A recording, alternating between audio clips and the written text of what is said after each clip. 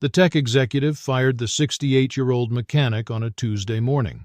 He stood in his heated glass pavilion. He pointed through the reinforced window at a brand-new fleet of autonomous AI-driven snowplows. $5 million of venture capital. They were white, sleek, completely silent.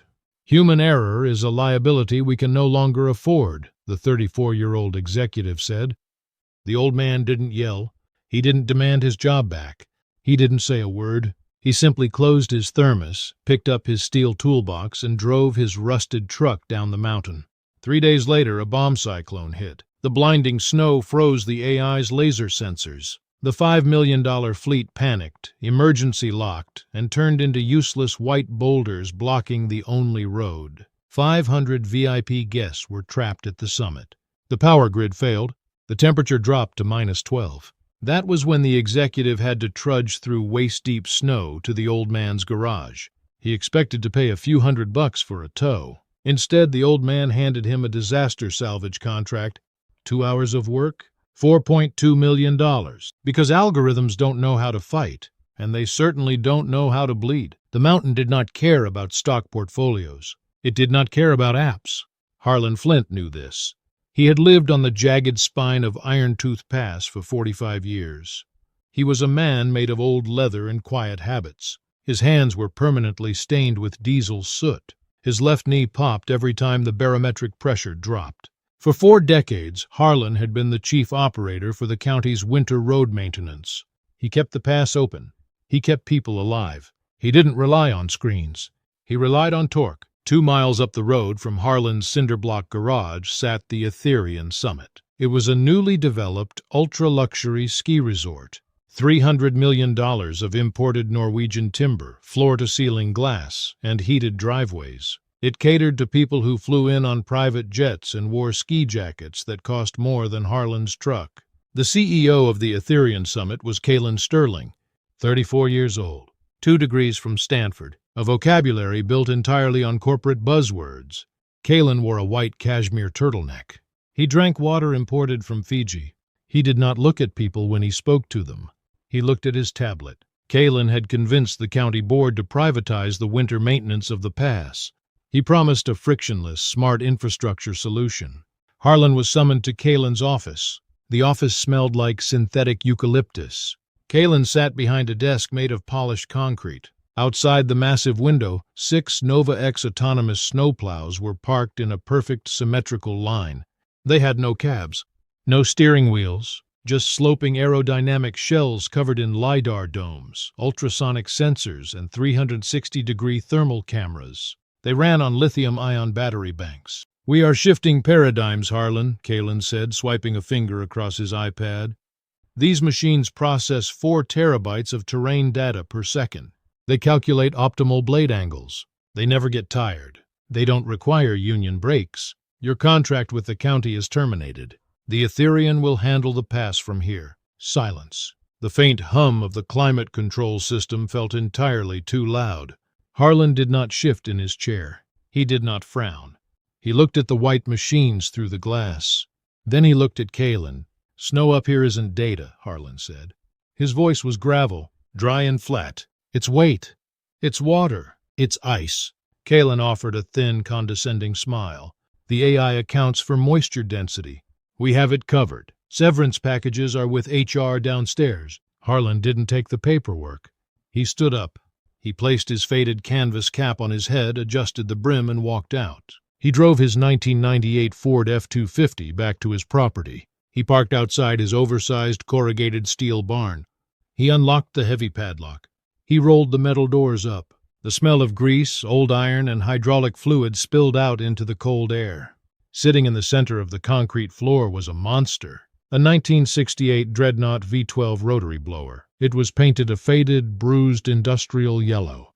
It was the size of a garbage truck. It did not have sensors. It did not have a battery pack. It had 2 separate engines, one for the drivetrain and one sitting directly behind the cab solely to power the massive 10-foot-tall twin steel augers on the front.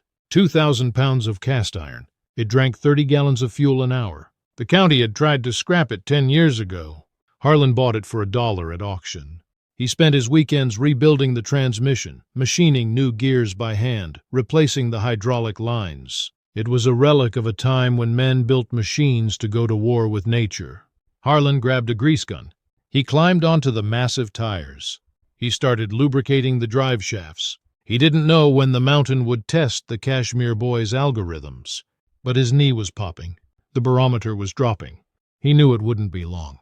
The weather reports called it a polar vortex. The locals just called it a widowmaker.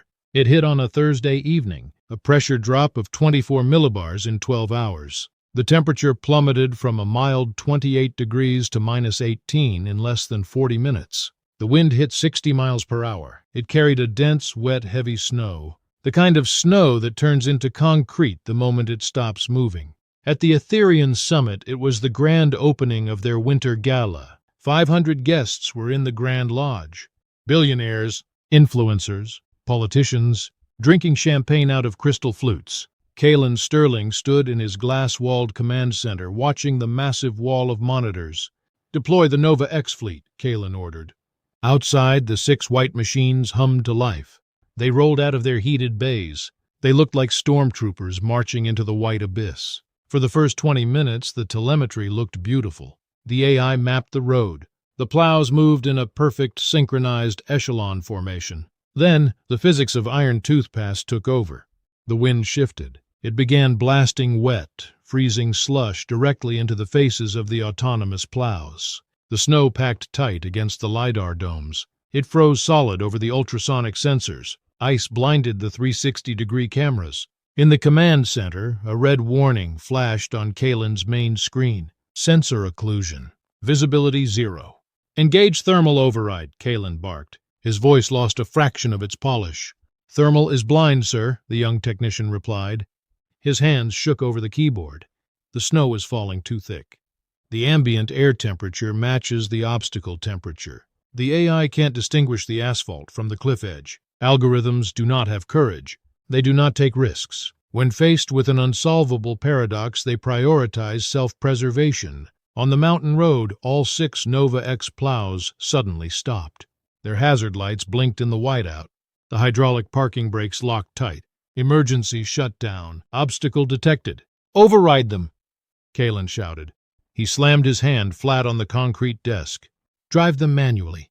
"We can't," the technician whispered. "They don't have steering wheels. They require a stable uplink for remote piloting. The storm just took down the cell towers. We have 0 telemetry." Julian stared at the screen. The 6 green dots representing his $5 million fleet turned red. Then they went dark. They were bricked. 6 flawless 5-ton boulders sitting sideways across the only access road. 30 minutes later, the main power grid failed. The weight of the ice snapped a primary transmission line 2 miles down the valley. The lights in the Etherean Grand Lodge flickered, buzzed, and died. Total darkness. Emergency backup generators kicked in, but they were only designed to run the elevators and basic emergency lighting for 4 hours. The massive electric heating system for the glass pavilion was dead. 500 people were trapped at 9,000 feet. No power. No cell service. No way down. Panic is a quiet thing at first. It starts with tight smiles and nervous whispers. But as the breath of the guests began to fog in the dark ballroom, the reality set in. They were not insulated from the world anymore. Their money meant absolutely nothing to the storm. Julian put on his $2,000 designer parka. He grabbed a heavy lithium flashlight. He had to walk. It was only 2 miles down the access road to Harlan's property, but in waist-deep driving snow it was a death march. Julian fell 3 times, his designer coat soaked through. His lungs burned like he was inhaling broken glass. He stepped into a hidden snowdrift and lost one of his custom Italian boots. He dug for it frantically, his bare hands scraping against ice. He didn't find it. He had to keep walking in a soaked merino wool sock. The arrogance was completely frozen out of him. Nature had stripped him down to nothing but a shivering, terrified animal. By the time he reached the corrugated steel barn, his lips were blue. His face was pale and crusted with ice. He pounded on the metal door with a frozen fist. The heavy door rolled up with a loud metallic clatter. Harlan stood there. He wore a heavy canvas coat and a wool beanie. He held a mug of black coffee. Steam curled off the rim. Behind him, the massive Dreadnought rotary plow sat in the dim light of a kerosene lantern. It looked like a sleeping dinosaur. Kalen fell to his knees on the cold concrete floor. He was gasping, shivering so hard his teeth clicked together. "Harlan!" Kalen choked out. "The road. The plows are dead. Power is gone. People are going to freeze to death up there. You have to clear the pass." Harlan took a sip of his coffee. He looked down at Kalen's missing boot. He looked at the soaked sock. He didn't gloat. He didn't demand an apology. He didn't even smile. "I don't work for the county anymore, Mr. Sterling," Harlan said quietly. "I'm a private citizen. I'll pay you." Kalen screamed. His voice cracked. The polished Silicon Valley executive was gone. "Whatever your hourly rate is. $500 an hour. 1,000. Just start the damn machine." Harlan turned around. He walked to a metal workbench covered in wrenches and oil rags. He picked up a clipboard. Attached to it was a single sheet of paper. He walked back and handed it to Kalen. Kalen's shaking hands took the clipboard. He squinted at the text in the dim lantern light. It wasn't an invoice. It was a maritime and extreme weather legal document, a disaster emergency salvage contract. Kalen read the bold print on the clipboard. In the event of catastrophic failure threatening life and uninsurable property loss, the salvage operator shall be compensated not by labor hours, but by a percentage of the rescued entity's gross seasonal revenue. 15%? Kalen gasped. He looked up. His eyes were wide. "Bloodshot, you want 15% of the Ethereum Summit's entire winter gross? That's $4.2 million for one night of plowing." Harlan didn't blink. He didn't move. The silence in the barn felt heavier than the snow outside. "I'm not plowing a driveway, Kalen," Harlan said. His voice was as flat as the concrete floor. "I'm clearing a mountain for 500 people who can't breathe in the dark. I'm clearing 6 5-ton obstacles your engineers forgot to give steering wheels to." Silence. Harlan took another slow sip of his coffee. The kerosene lantern flickered. It threw long, dancing shadows of the Dreadnought's steel augers against the wall. They looked like giant, serrated teeth. "You can sign it," Harlan said. "Or you can walk back up that hill in your sock and ask your algorithms to melt the ice." Kalen looked at the door. He looked at the white abyss outside. He felt the numbness spreading from his toes to his ankles. He looked at the massive V12 engine sitting behind Harlan. Cast iron, real, unbothered by magnetic storms or satellite failures. Preston Croft, or rather Kalen Sterling, realized he possessed zero leverage. His degrees, his venture capital, his imported water, none of it could move a single ounce of snow. Kalen pulled a gold-plated pen from his inner jacket pocket. His hand shook so violently he could barely hold it. He scrawled his signature on the bottom line. He pressed so hard the pen tip tore through the paper. Harlan took the clipboard. He looked at the signature. He didn't smile. He didn't offer a handshake. He simply slid the contract into a fireproof safe on the wall and spun the dial. Clack, clack, clack. The sound of the safe locking was the final nail in Kalen's career. Harlan walked to the wall. He grabbed a heavy canvas suit. He pulled it on over his clothes. He climbed the steel ladder into the cab of the Dreadnought. He didn't invite Kalen inside. Kalen stood on the cold floor, shivering. Can I come in? It's freezing." "The passenger seat is full of tools," Harlan said. He didn't look at him.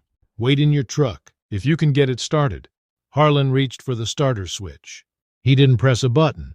He flipped a heavy copper toggle. He pressed a floor button with his boot. The first engine, the drive engine, coughed. A cloud of thick black soot erupted from the vertical exhaust stack. Chug, chug, chug. Then the V12 screamed to life. It wasn't a hum. It was a physical assault. The vibration rattled the tools on the workbench. It shook the snow off the roof of the barn. Harlan engaged the second engine, the blower engine. The 10-foot steel augers began to spin, slow at first, then faster, a low-frequency roar that Kalen felt in his teeth. Harlan kicked the Dreadnought into gear. The massive tires bit into the concrete. The monster rolled out into the storm. The Nova X plows were designed to be smart. The Dreadnought was designed to be inevitable. Harlan hit the first drift at the edge of his property, 5 feet of packed snow. The Dreadnought didn't slow down. The augers hit the snowbank. It sounded like a wood chipper eating a skyscraper. A massive plume of white powder erupted from the discharge chute, blasting 60 feet into the air. Harlan sat in the vibrating cab. He didn't have a tablet. He had 3 mechanical gauges: oil pressure, water temp, tachometer. He didn't have GPS. He knew where the road was because he had built it 30 years ago.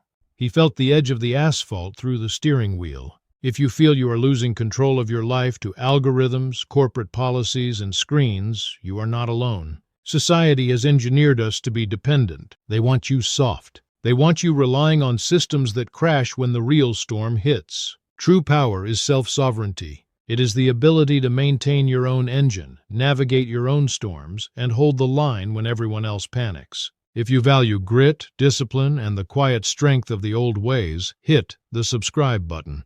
Leave a comment below saying, "I trust the iron." Now let's see exactly how much Kalen's arrogance cost him. 1 mile up the road, Harlan saw the first Nova X plow. It sat sideways across the road, a white aerodynamic ghost. Its hazard lights were dimming. Its battery was dying in the cold. Harlan didn't stop. He didn't call for a tow truck. He lowered the massive steel blade of the Dreadnought. He shifted into a lower gear. "Old metal," Harlan whispered. The Dreadnought slammed into the side of the $1 million Nova X. The sound was sickening, the screech of expensive composite shells crushing against 40-year-old American steel. Harlan floored the diesel. The V12 roared. Black smoke poured out of the stack. The Dreadnought's tires spun, gripped, and began to push. He didn't carefully move the autonomous plow. He bullied it. He pushed the Nova X sideways, sliding it across the ice until its rear wheels slipped over the edge of the ravine. Creak! The $5 million machine tipped. It slid down the embankment and disappeared into the white abyss. Harlan didn't look back. 1 down, 5 to go. He cleared the road to the summit like he was carving a path through butter. 1 by 1, the Nova X fleet was shoved into the ditch. Millions of dollars of venture capital turned into expensive scrap metal under the Dreadnought's tires. Harlan reached the gates of the Etherean summit at 3:00 a.m.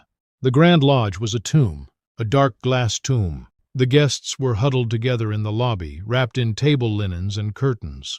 Their breath hung in the air like ghosts. Then they heard it, the roar, a sound so loud it vibrated the glass walls, the rhythmic thud of the V12. A massive plume of snow blasted past the windows. Harlan pulled the Dreadnought to a stop directly in front of the main entrance. He left the engines running. The vibration felt like a heartbeat returning to a dead body.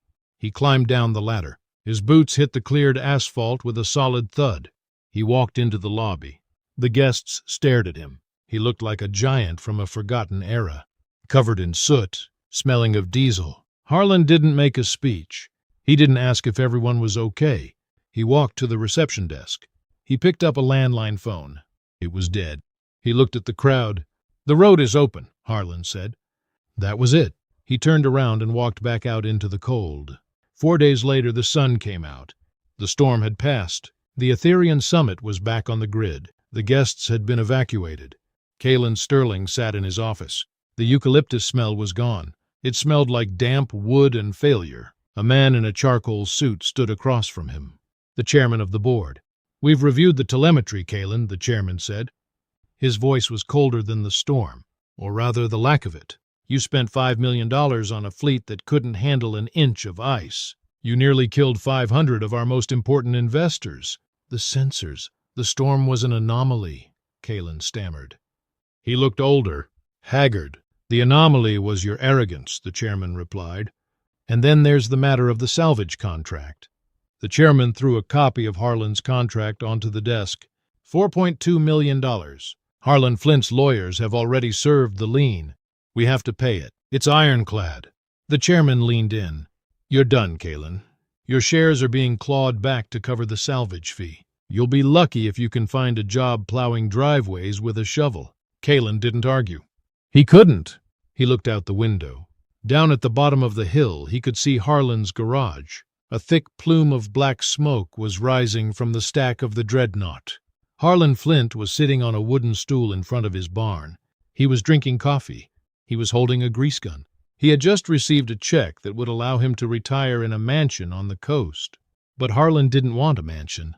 He didn't want a screen. He turned back to the Dreadnought. He wiped a smudge of soot off the yellow paint. He didn't need the world to tell him he was relevant. The mountain had already done that.